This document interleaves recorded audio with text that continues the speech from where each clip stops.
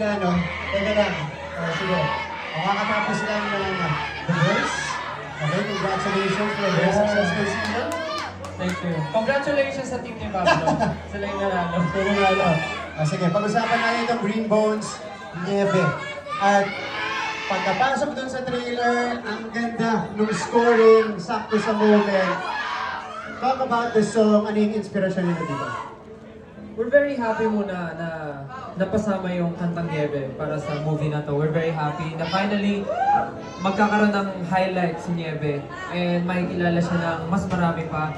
Pero nung napanood po namin yung trailer, super touching siya eh, nakakakilabot kasi parang yung iba naman yung meaning nung song pero nung dunikit siya dun sa Green Bones, dun sa story, match pa rin siya. Ang galing, parang wala talaga siya sa ano eh, sa story, nasa mensahe talaga siya nung mismong kanta and yung gusto ipahiwatig nung mismong kwento. Ikaw ano na-feel mo nung napanood mo yung trailer?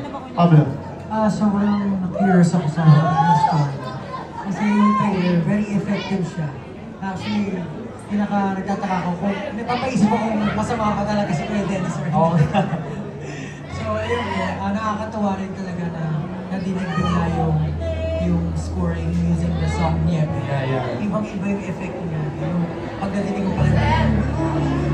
So,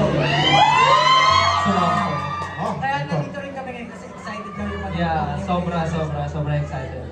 Huli na lang, kasi sinabi mo kanina, yung Nieve, isa sa mga kantang talagang gusto mong umangat. Kumbaga, malapit sa puso nyo to. Bakit? Ano yung, paano nyo ginawa tong kantang ito? Kasi nung mga panahon na yun, malayo kami sa pamilya namin. Nung panahon kasi yun, nagtutour kami. And na-feel lang namin yung pakaramdam na kasama mo yung mga mahal mo sa buhay. And saktong-sakto na papanahon na magpapasko rin.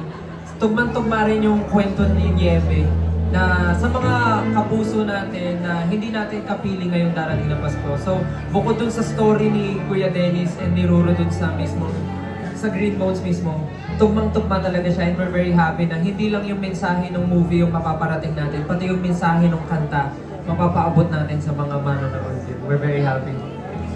Pablo, you can invite everybody to catch Nieve dito sa Green Bones. Siyempre po, ini-invite ko po kayo panoorin ng Green Bones. Sobrang excited na po kami lahat and for sure may enjoy nyo yan kasama po sina Ruru, saka sina Sir Dennis, napakagagaling ng mga actor. So, sabay-sabay po natin panoorin ng Yes, Green Bones everyone. Palabangan po natin, Pablo and Stan! Grabe. Yung support